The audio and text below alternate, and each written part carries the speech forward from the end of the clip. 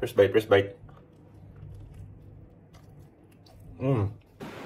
Good morning. Tiyap na naman ni Dudong at halika, samahan niyo ako mag-almusal. Bibili lang tayo sa isang restaurant dito at kakain tayo sa bahay. Ayan. Bibili tayo ng tinapay dyan. At dahil wala nga tayo mapwestuhan sa labas, uuwi tayo sa bahay at tayo mag-almusal. Pare, give me cheese with honey. Take away. Up? Yeah, this one. Take away. 1 piece only.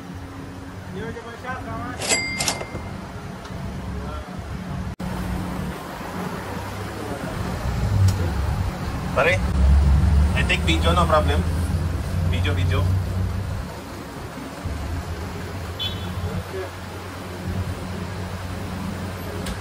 Cheese with honey, no? Okay.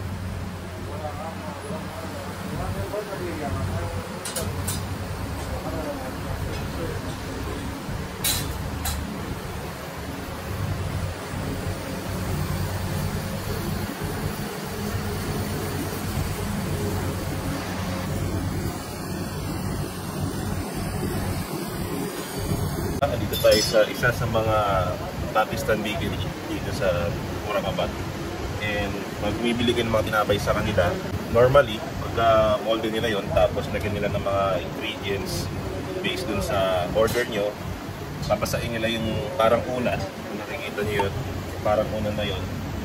Then, ilalagay nila yung dough na may mixture ng cheese, honey, potato.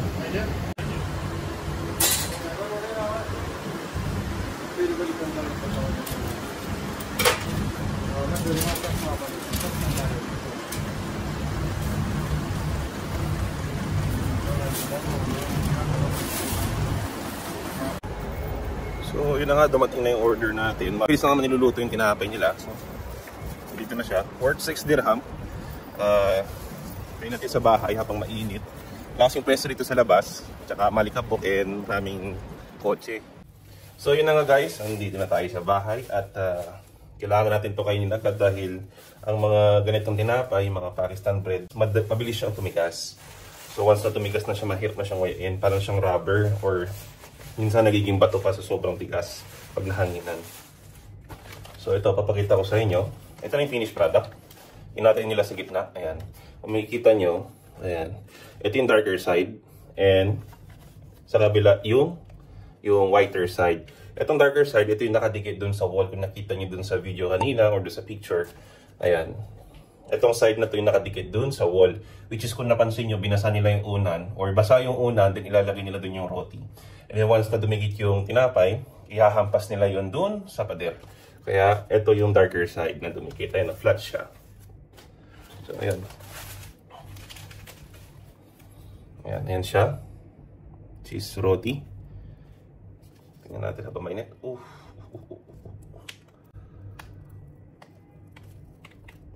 Medyo matigas na siya. First bite, first bite.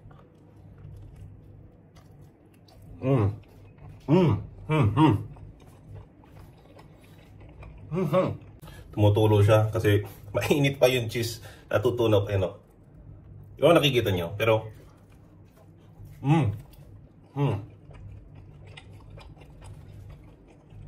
malambot pa siya.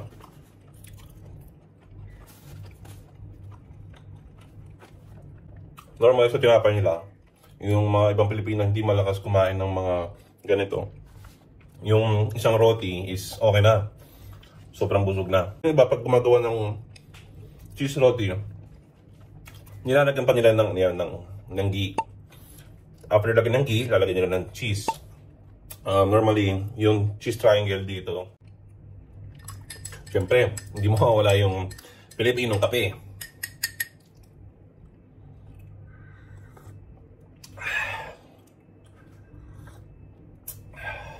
Thank you guys for watching and see you on the next videos. And please follow for more and share. Para makita din ng mga ibang Pilipino na hindi pa nakapag-experience or wala dito sa Middle East. Yun lang, bye-bye.